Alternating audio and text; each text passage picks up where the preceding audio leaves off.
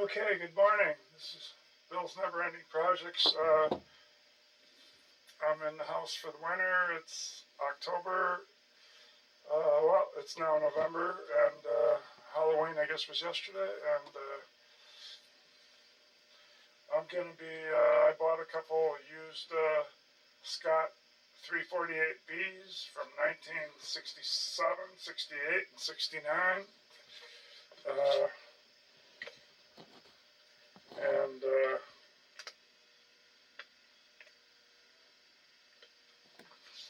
I'm going to talk a little bit about them.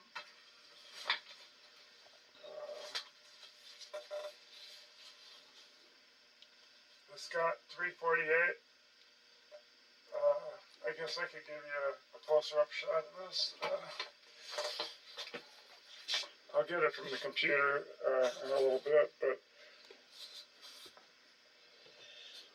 it says 120 watts, but it's 40 watts a channel. They have one what's called the 388B. Same 40 watts a channel, but the 388 has the FM and AM, and this one has just AM. And there was 3 versions. 18, I think it was 18 watts a channel, and 18, and what was the other one? 28 watts. So I got the bigger and the biggest one. And there was a version before this that doesn't look the same on the front. It does not look the same. Doesn't have those buttons there and stuff. It's different. Although some things I'm sure are used. Some things are used inside, I suppose.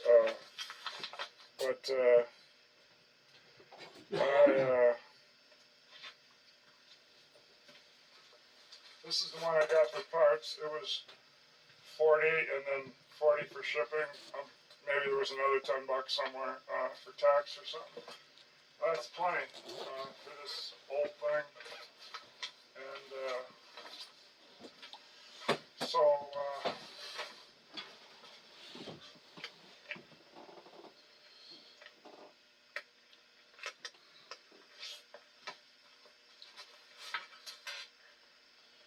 I was just trying to get in the viewfinder a little, but yeah, I just can't zoom it in at all. So I'll zoom in on the amp later, but it's sharp on the corners because this is made. They sold them. People were cheap back then. They sold them without the wood cabinet, and that makes these corners sharp. So I cut some pieces here, and of course I had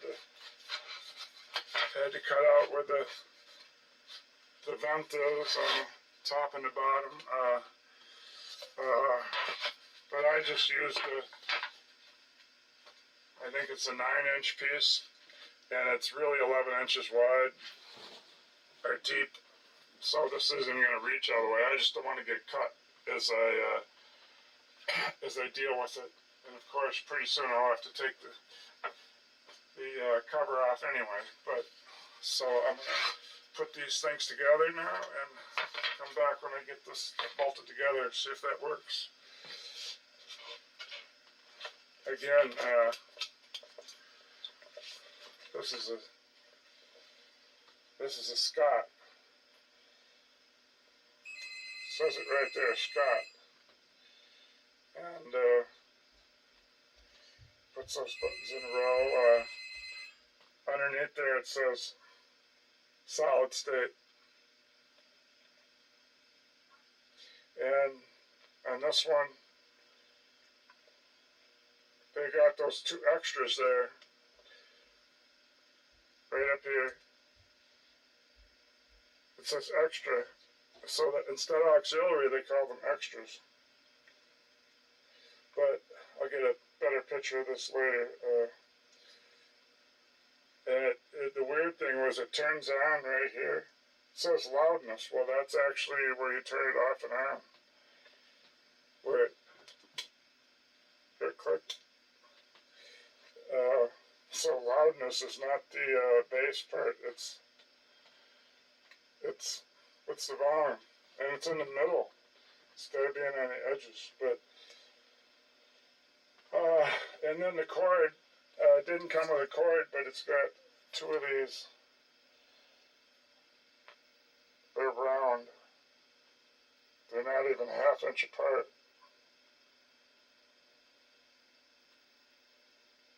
So I did get the right one. I ordered it for a TV or a stereo or something, but I did get the right one, but they say on there when you buy them, I could have them, see it's going to enlarge those things in there that make it tight. So, and they're round on mine, they're all the way around. It's going to enlarge those when I push it in, and the thing is, I'm going to wreck the inside, so I have to have the cover off when I do it with my hand on the back side. But at least I got a cord for it now. The other one came with the cord. I did buy the 388B with the FM AM in it. So let me put this thing on there so that whenever I move this around until I work on it, I don't get cut every time, these corners.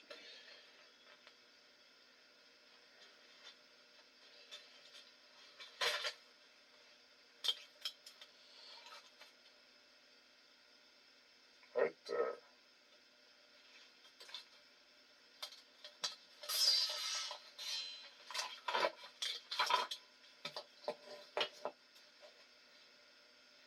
That's a sharp edge.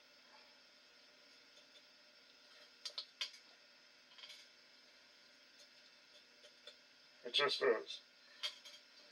So that's why I'm putting that wood on there. Yeah, I'm putting on these pieces of wood I cut.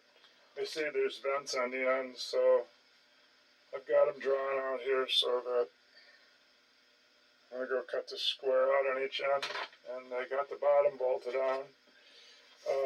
I took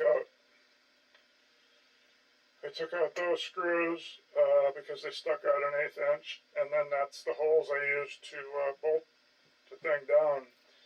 There was 3 across the front, staggered, and then 1 about this far back on each side, about a ½ inch in. That's 5. That'll keep it in place, and I'll bolt the rest to that one. And I think I'll just leave these there on top.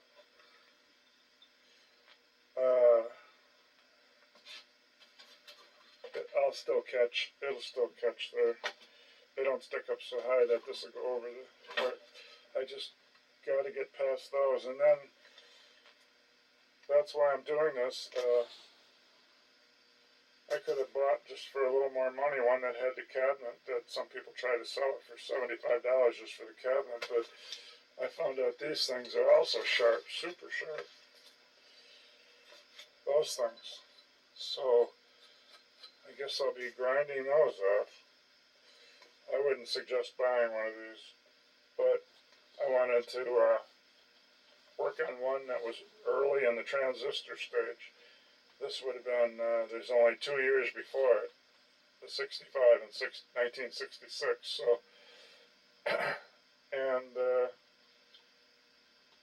and when you put the speaker wires on, I'm sure it's got those, where you got to put the screws in, so then you got to put the little terminal connectors on them, so that it's easy to do. Well, you don't have to, but anyway, I got to get out there and get the saber saw and cut out those vent hole things. I got to drill holes in them so I can get the saber saw in.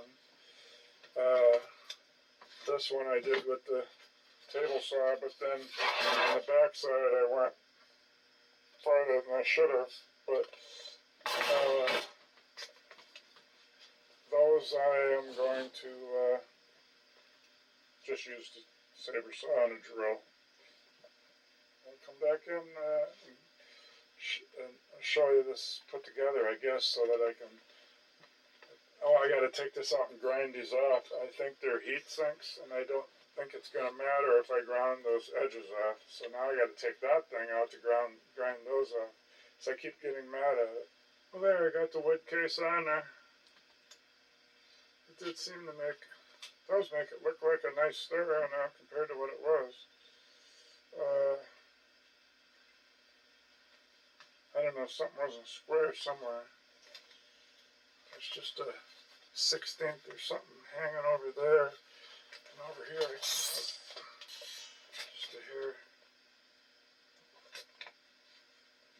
a hair short. But and there's the hole I had to cut in the sides. One I had to cut in the back. One I had to cut over there. And the one I had to cut in the bottom.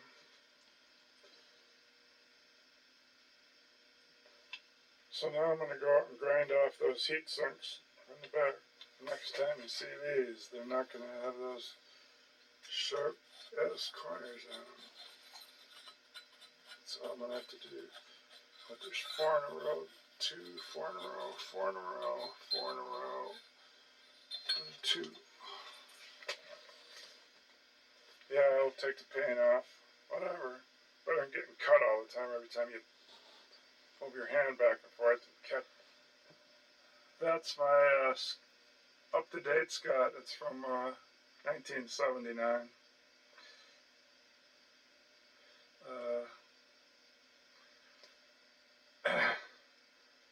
But this one isn't nothing like that. It's 10 years.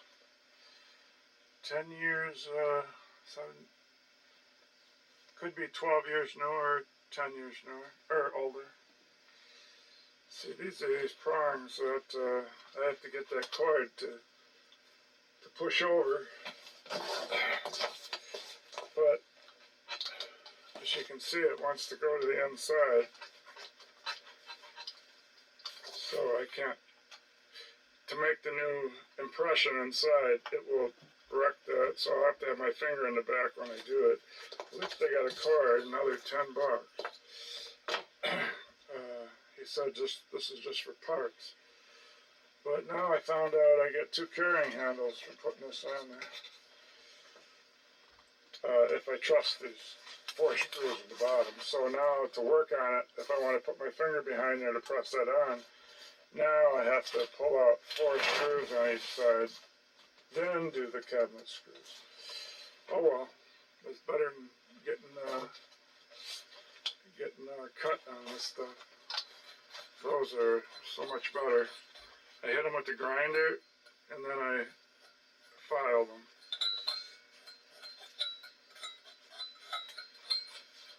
Yeah, this is probably before they perfected stereos. I don't think anybody put out something that sharp anymore.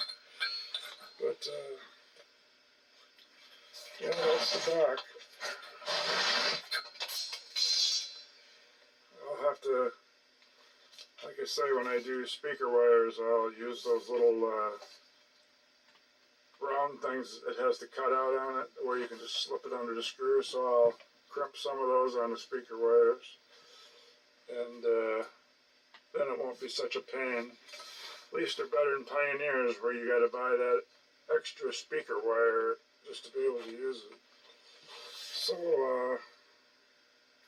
here's the phono thing where it calls them extras. See, there it is. Extra 1 and extra 2. So that's the weird part. Now the one that has the FM, this was only about $40 cheaper not having the FM. Because they give you an extra tape monitor, but an extra auxiliary. But the one with the AM FM only has one of these. Doesn't have this one. So it's a trade-off. Can't have both worlds with this one, I guess. So. But my Sansui 7 is 42 channel RMS at 8 ohms, 42 watts a channel, so this would be equal to a Sansui 7, I guess. This is 40, that's 42, but that's considering I get the whole pile of capacitors to put in there, and I get them put in there, and even I'm sure I'll have to change a few transistors, and that's considering the transformer's good, and but it'll be a fun project. So the other one looks just like this. It's in the other room. I made a dim bulb tester, and when I turned it on, the amp section actually worked on that. It was the tuner, the AM/FM tuner that doesn't work.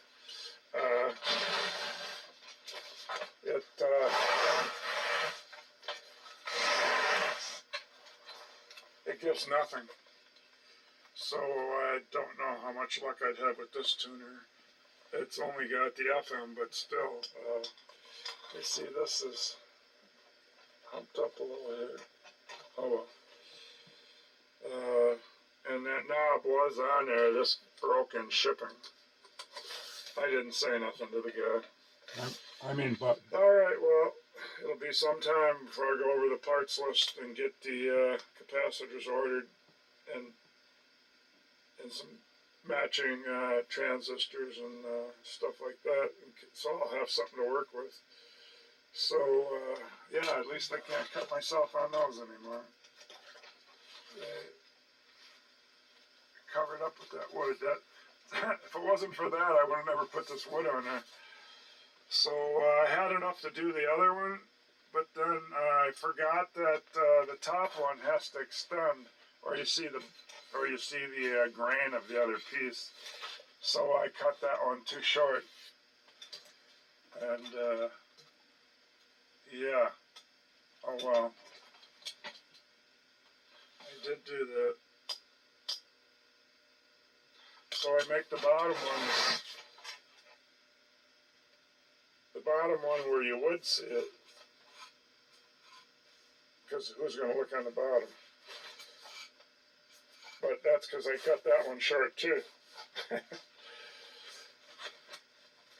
Oh well. I'm going to leave this sit for a couple of weeks while I order the parts. Okay, this is the H.H. Scott 348B complete schematic from the owner's manual, and I'll try to zoom in on some of this. That's where the front end is in pink there, and I've highlighted some of the printed circuit boards. But what I found out, and I made a note up here, that each printed, on here, it's like a city map. Each thing is just vague. And if you try to look for detail, you're not going to find it. And I did that, and I wasted a bunch of time trying to figure out how to read this. And the detail is... each printed circuit board has its own blown up map, like a city map. So when you're looking inside these boxes of circuit board, you're not going to see hardly any. They put a few general things, but we'll go down to that in a second to show you that each one has its own like city, and it shows all the streets in detail. So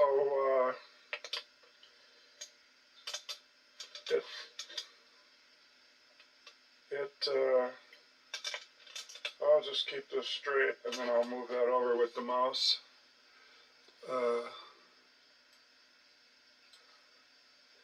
I guess I do have to move it over. Over here is where it gives the voltages. And what I found out is it says, well, I'm not going to do that, it just shows a bad picture, but I could enlarge it more and then move it over. There we go. now I even have to back it up a little. Right?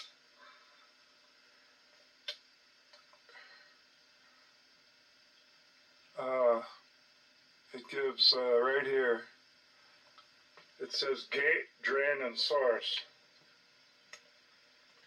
Gate, drain, and source, so I looked those up, and it says the drain is the terminal through which the majority of the charge exit. And that gate is the gate is the terminal, is formed by a diffusion of a N-type semiconductor with a P-type semiconductor, which I don't know much about the gate, but the source and the drain is the source is the terminal which the majority of the charge enters, so the source it enters, the drain it exits. And so I got to believe that all these voltages they're giving are all for the FET, field effect transistors. But I'm not, and yeah, there's some pretty little writing there on the edges there. It's got, and so I wrote what one says. I figured it out. It says 2PC printed circuit, MX14. Well, that's the, that when I moved it over, that MX is the PC MX14 is the multiplex board then. And so then anything listed over there has those field effect transistors in there.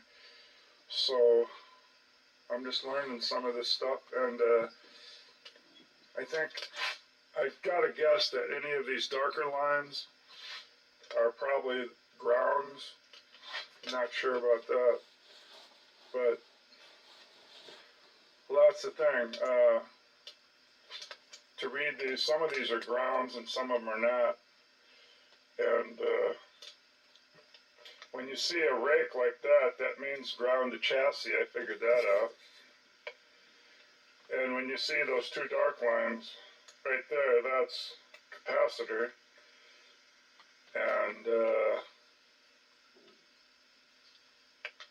obviously the two curved lines from reading transformers and radios, I would say that's something to do with, it's a coil that would be like in a transformer. But if it would be a variable, I don't know. The transformers I see, those are the kind I see where they're got the outline around it for radios. So I don't know if these, that's a 1966, I guess, schematic from our car radio. I drew a diagram there.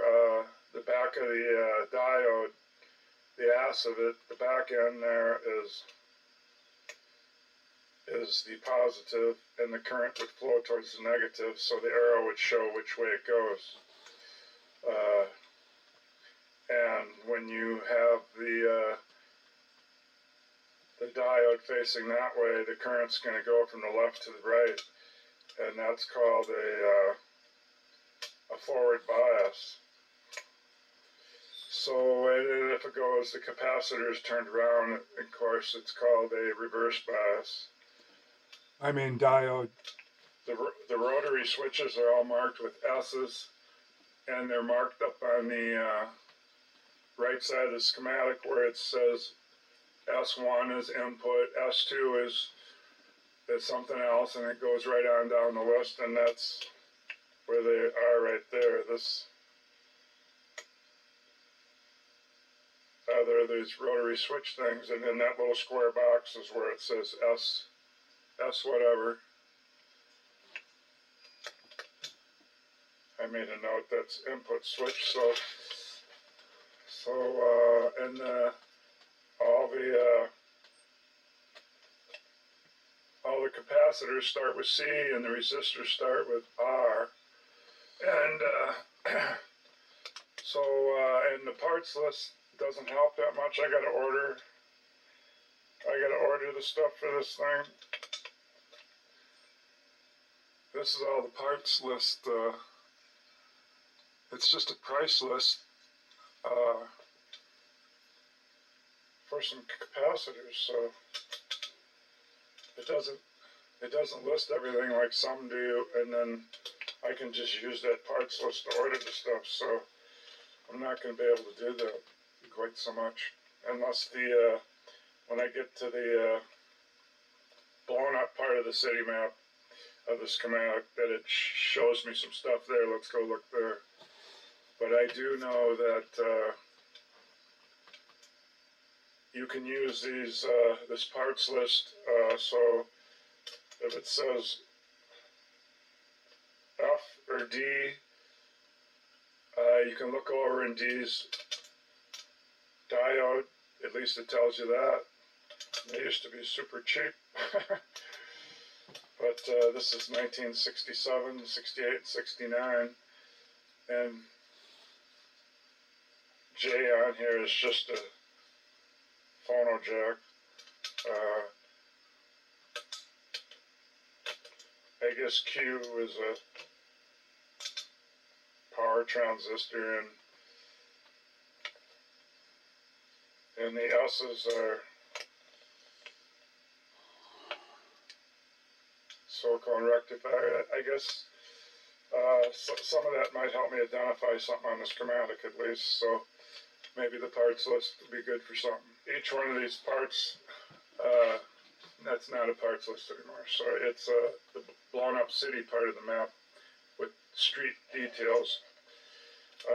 They all start with a number in the right hand corner, and then it tells you what it is over on the other side.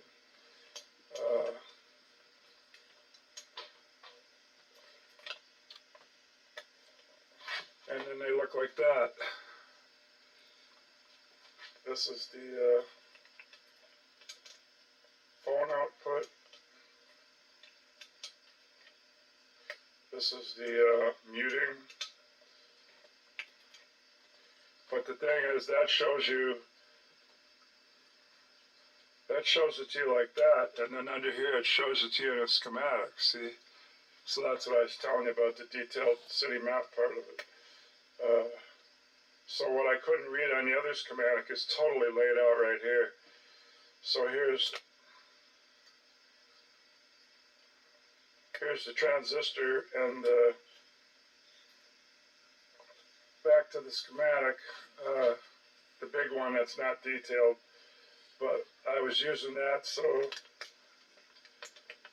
the emitter is going to be negative, and so the thing with the arrowhead, you can't see it on these because these aren't the city blown up map part, but the emitter shows an arrowhead, and that's probably the way the voltage goes through the transistor, and it's going to be negative, and the collector is going to be positive where it doesn't show anything. Here's a more blown up one. Where is it? It's out of the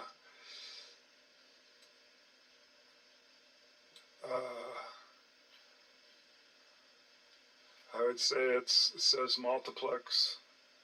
So automatic multiplex demodulator, but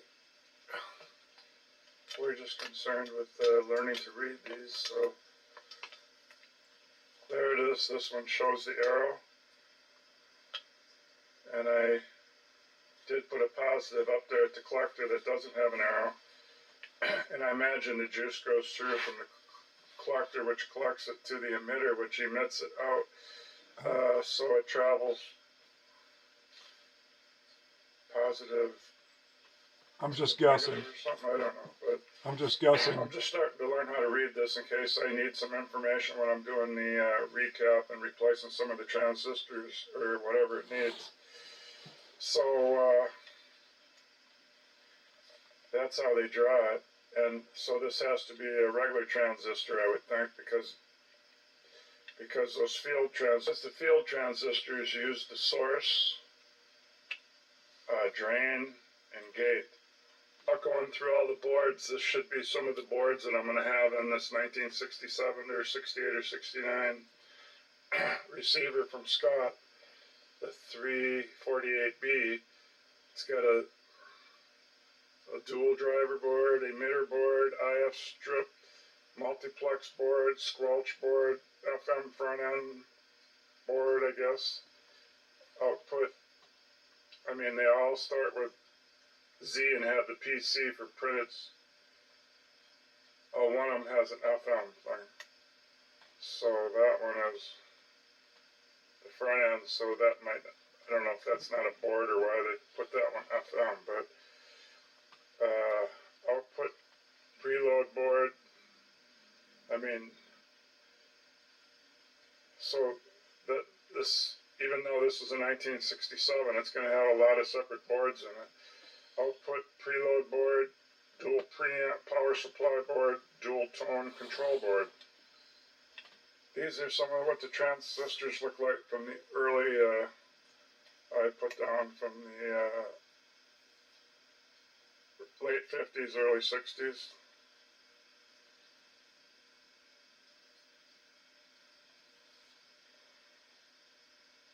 I'm sure you can't get them anymore.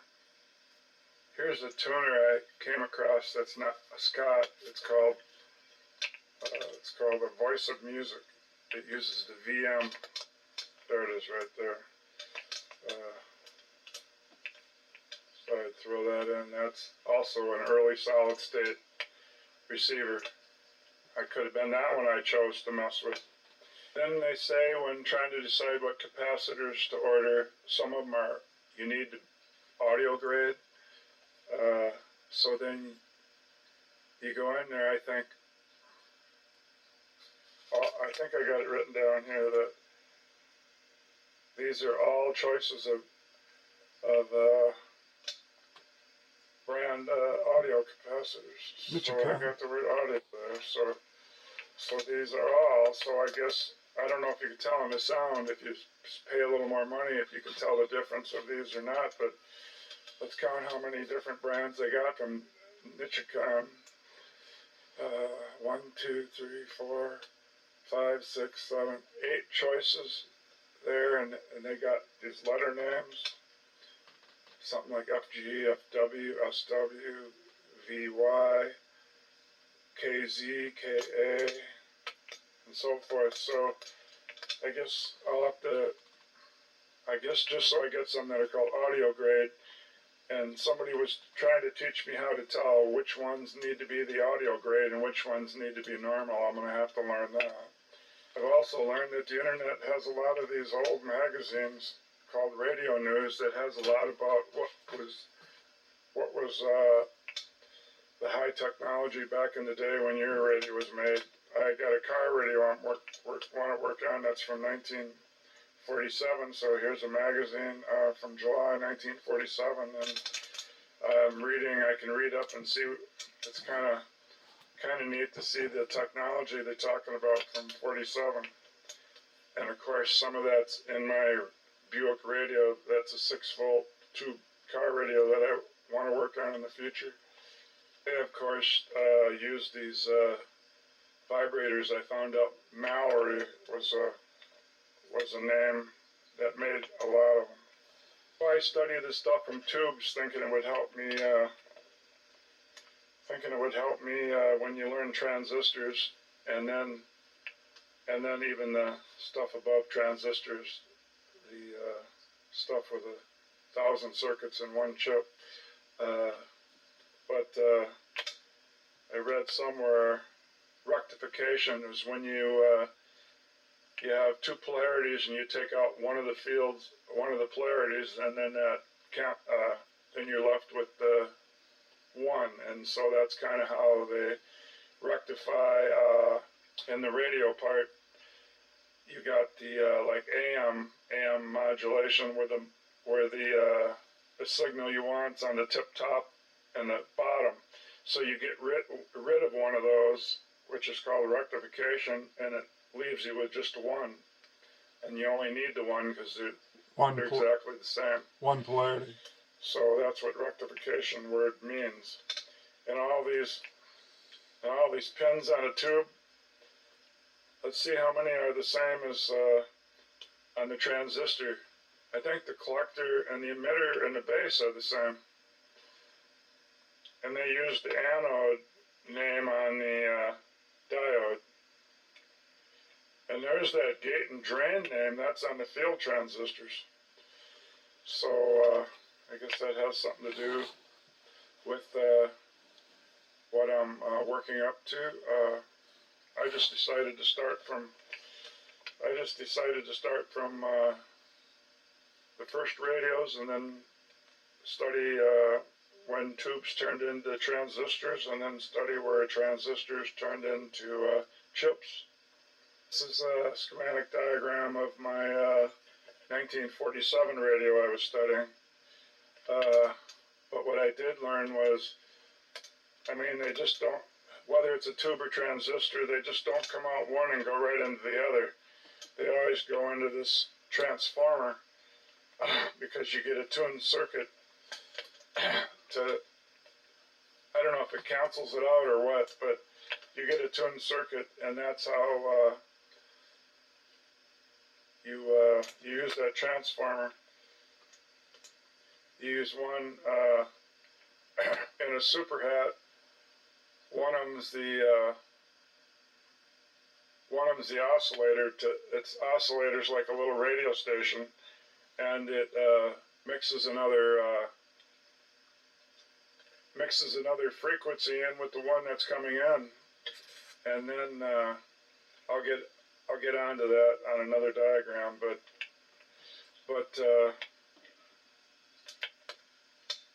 in between these tubes, when you use these transformers, and each one does a different job, they call them couplers. So, and rightfully so, they're because you can't just go from one transistor to the next or one tube to the next. You got to have these in between, and that's how super heterodyne circuits work. Instead of, so that's a simple radio that's not a super heterodyne convention, and so they're using two transistors. They're using the one, they only have to do two things because they're not putting the frequency way up in the air to break it back down again. So they just have to use a one to sort out the signal and one to amplify it. So if you're on a super heterodyne, if your signal was 986 and the schematic says they had 530 to it, then you would get 1516 for a number. And if you minus the 550 from the 986, you would get 456. So a lot of the older radios used the bottom number because it was easier, a lower frequency, then it was easier to filter it and stuff. So that's what a super heterodyne does. Like that simple one doesn't do this. So then all they have to do is unscramble it and amplify it.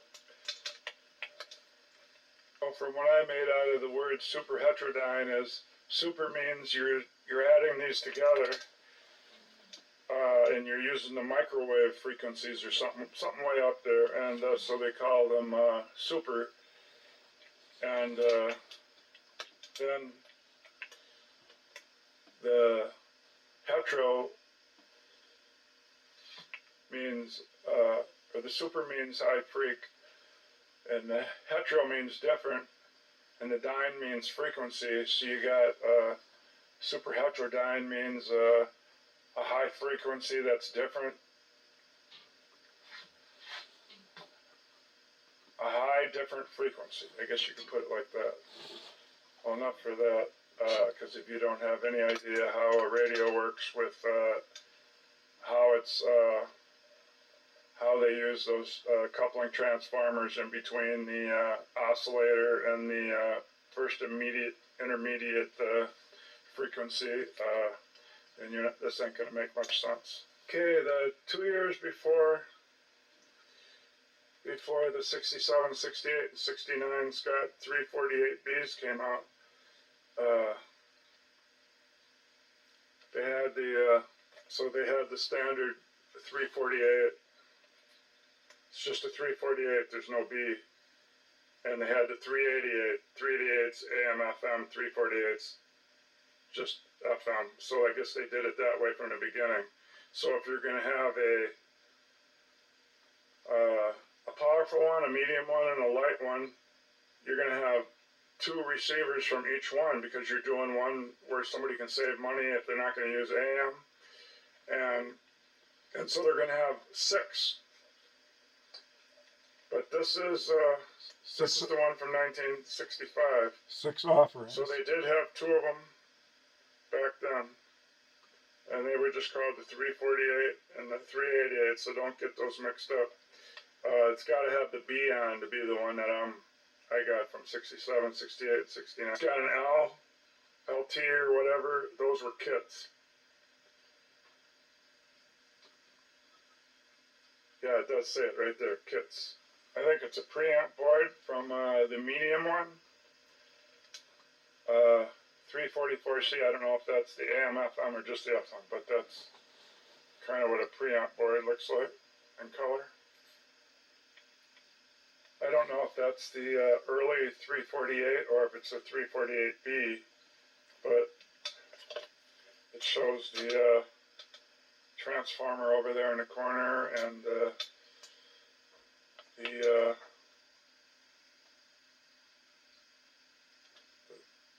board where the trembling bass is over here, and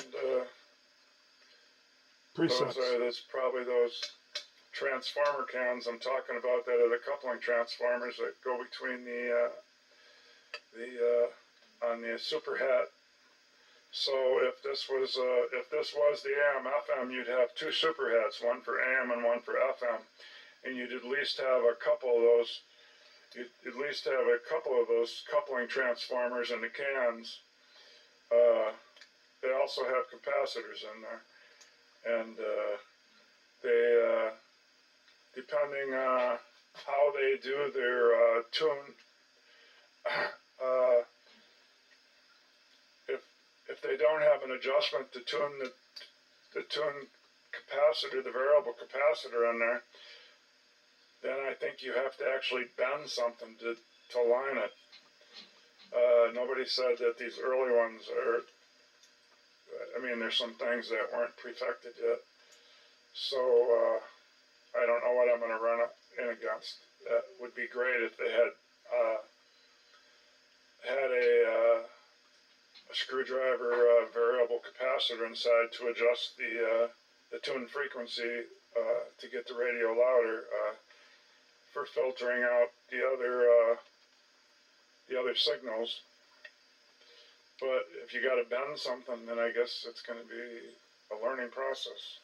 I guess it's called a trimmer. The AM and the AM FM receivers from 67, 68, 69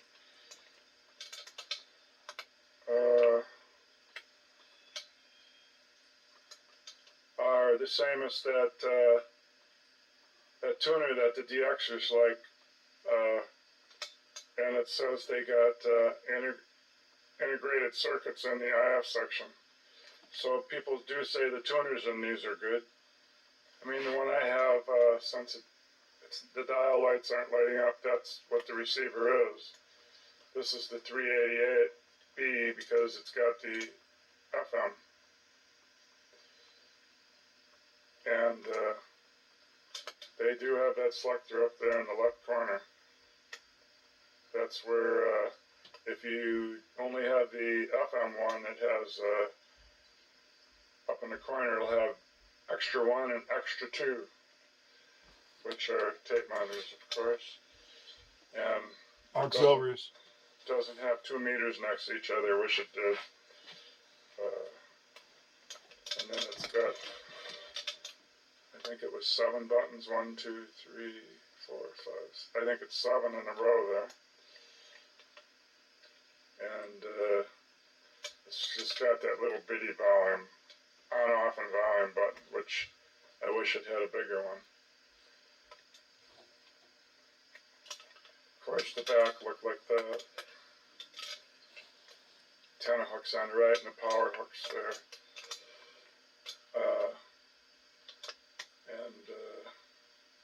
If I remember right, it's got that fuse over there, and then 2 right there. They wiggle on mine, but they're clipped. You have to push them in a little to get them to turn and then pop out. So I guess at least it didn't come without those missing. And I know some people get these used ones for parts, and they would have those fuse things missing. But those are all just the speakers and connections, and there's the I guess, what are they called? Some kind of transistors, power transistors or whatever, because they're in between all the heat sinks. So that's what I hope aren't bad. Of course, these are the names of the 6, because since they try to save people money for AM, they make one with AM FM and one with just FM. So the larger one is the 348B, and that doesn't have the AM, and then the other one that's a twin to it, except has AM with FM, is the 388B. So you got the 348B, 388B, and I know I wrote that wrong. It's 40 watts. Because it's not 2 watts from this one, and the next one's 28 watts. So the next one down is called 344C and 384. 384 is the and forget about the 90 watt there. That's not the RMS, and it wouldn't. And the ones I'm giving you are the 8 ohms. So the 384 is the AM FM, 28 watts, and the twin of it without the AM is the 344C, also 28 watts, and then the the little one with what was it, 18 watts, is the 342B, and the 382B. This is the middle of the line one. It's a 344C. They look pretty similar. And this is the baby receiver, 382B, also from 67 or 68 or 1969. I see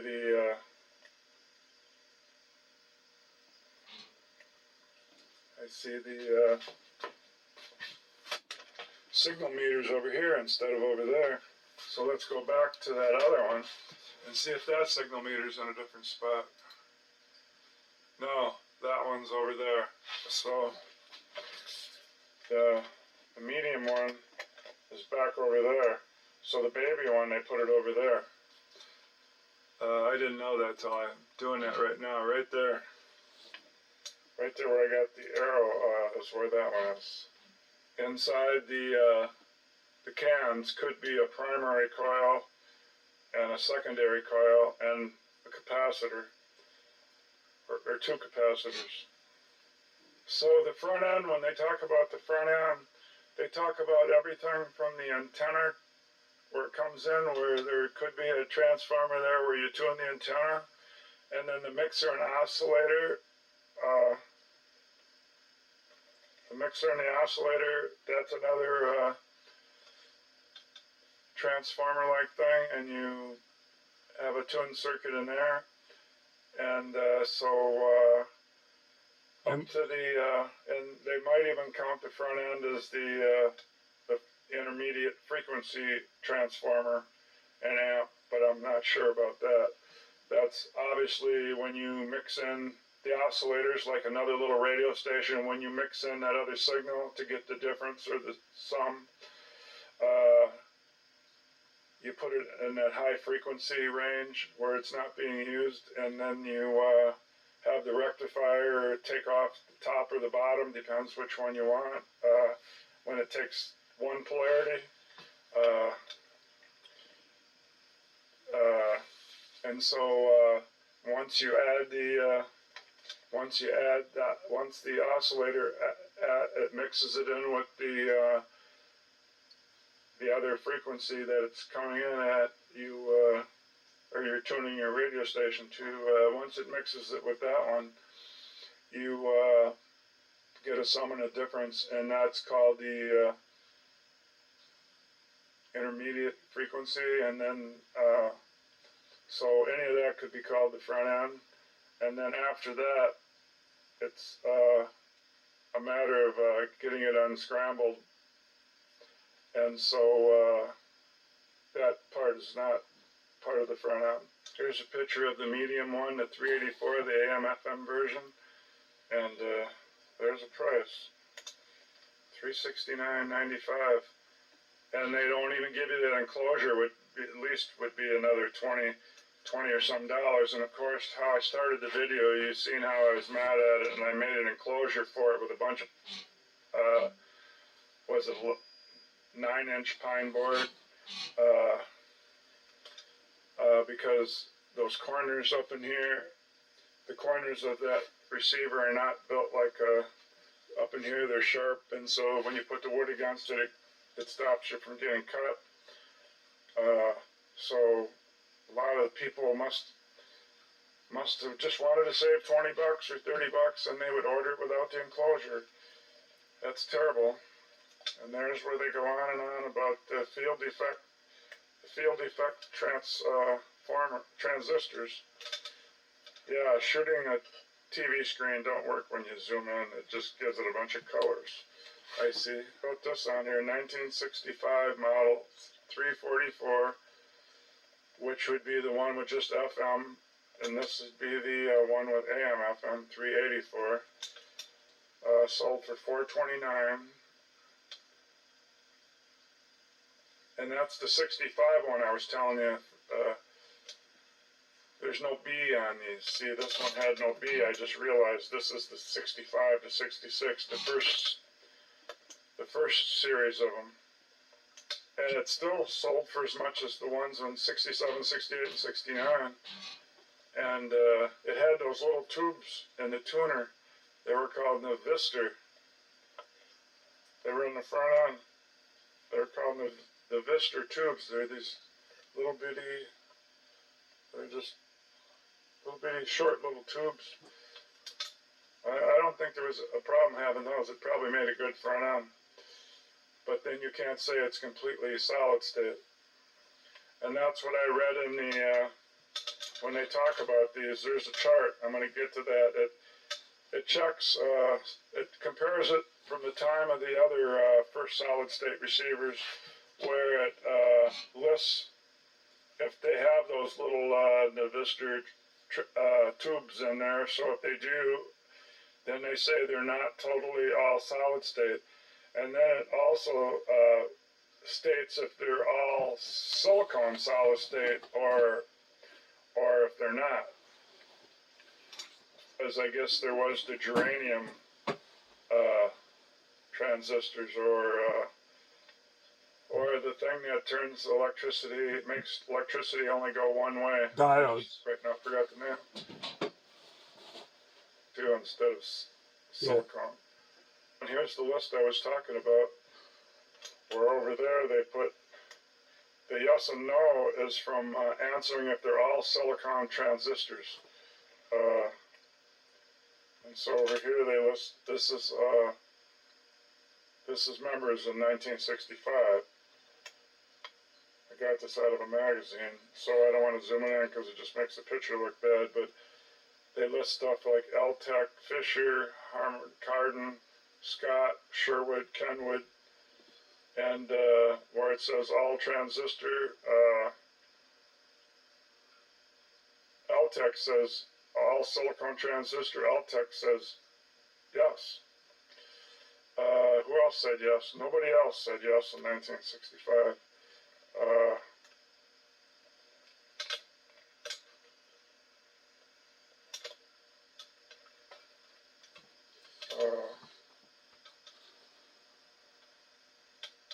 Some of the models from 1965, some of the prices. But you'll notice the Scott 348 I got in yellow, that's the previous one without the B. See, that sucker sold for almost $500. And it's not really 100 watt. It was 40 watts RMS at 8 ohms. And it said all silicon transistors, and it said no because they used those little Navistor tubes. Oh, but I guess they didn't use those tubes in it because over here where it said tube, it would have to list that it was a tube, and it didn't list it. The one that Sherwood had one that listed with tube.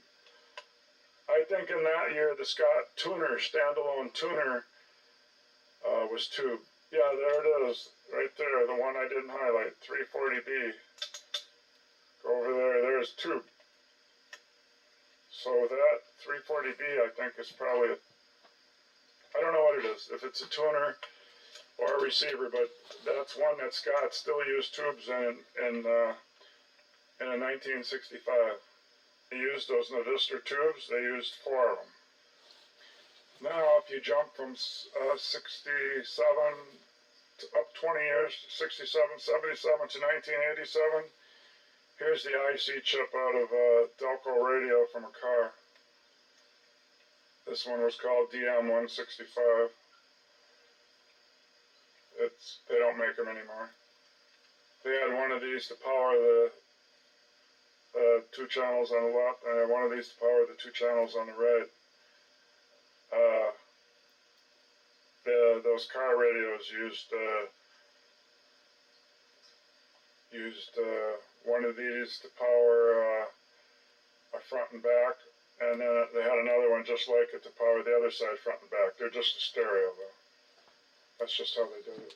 This is the parts list to that 1990 car radio. See, they list all the capacitors, so if you were buying them for them, you could just go down this list. It's just, but I don't have a list like that. I don't have a list like that on this old 1967 stereo, so I can't really go down there and use that to order them. I'm going to have to take them out and read them. There's a picture of an early Sansui amplifier that was in the 60s, later 60s, when they first come out with their solid states. That one was called the 3000A.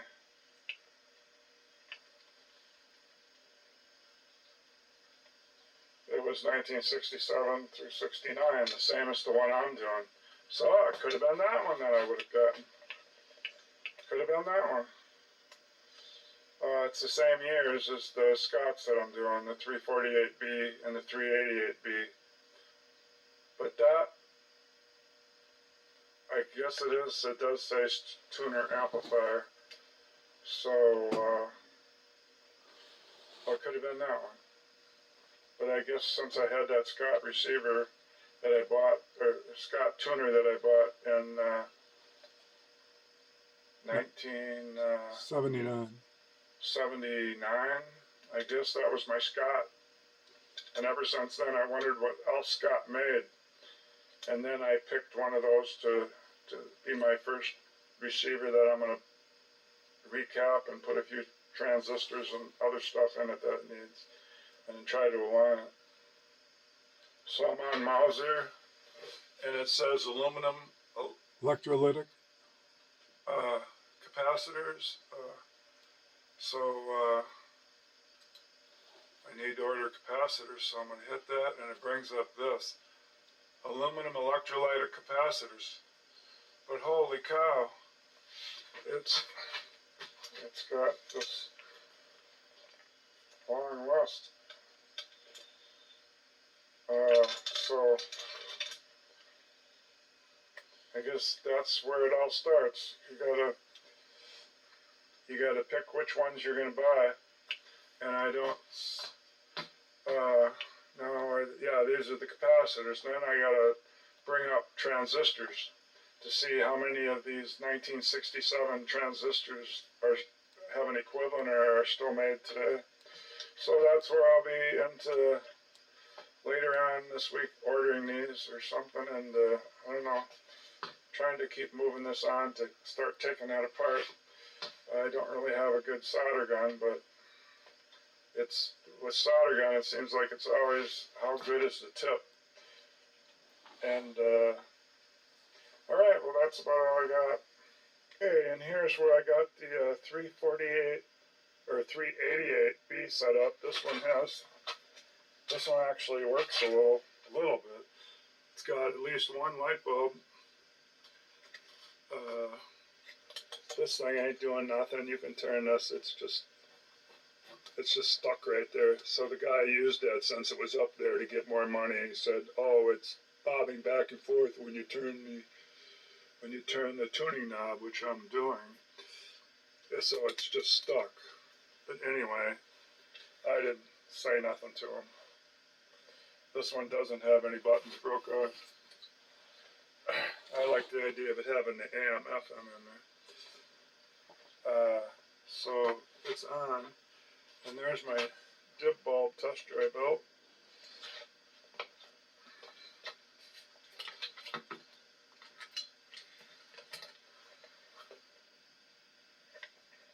It merely has a off and on switch up here.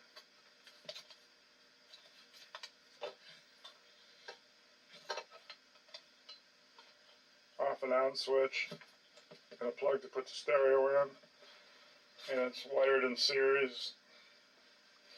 I do have a grounded cord going to the case, but the rest is all just 2 wires. So the thing is, it's on right now, and the bulb's not lit, but I could tell the dim bulb tester was working, because as I turn this to go from auxiliary to something else, look at the dim light. Unless I won't do it today. Oh, see it flash a little? Let me shut off this light so you can see it better.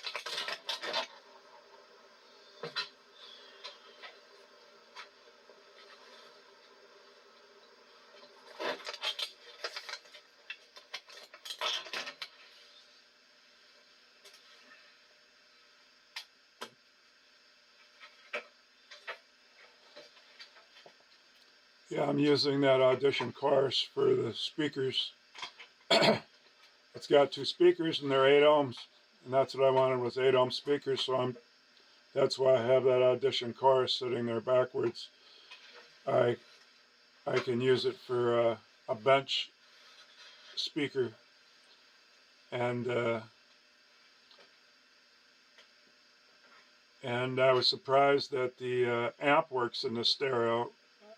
I remember now how I tested it. I put in a microphone with a 1/4-inch jack and the mic plug, and but then when I talked in it with the selector on the mic setting, when I talked in it, it dimmed the tuner down, and the dim bulb got brighter. So things aren't right things aren't right in it, but at least the amp's working. So this way, when I change capacitors, I don't have a non-working one. I can change them and then see that it still works. At least it gives me a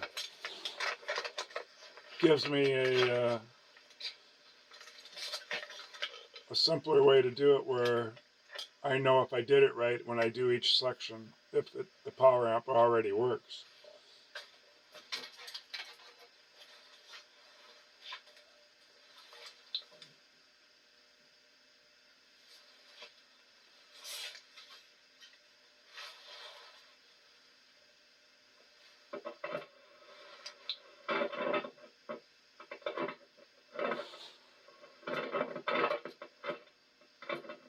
Yeah, so I don't know if it's the dirt in that selector that's making a dead short or what, but you seen the light bulb come on that time. So I built the dim bulb, tested it correctly. So that's enough. The video's long So enough. it seems to come on when I put it on mic. I'm gonna cut myself off. It's long enough. That's mic.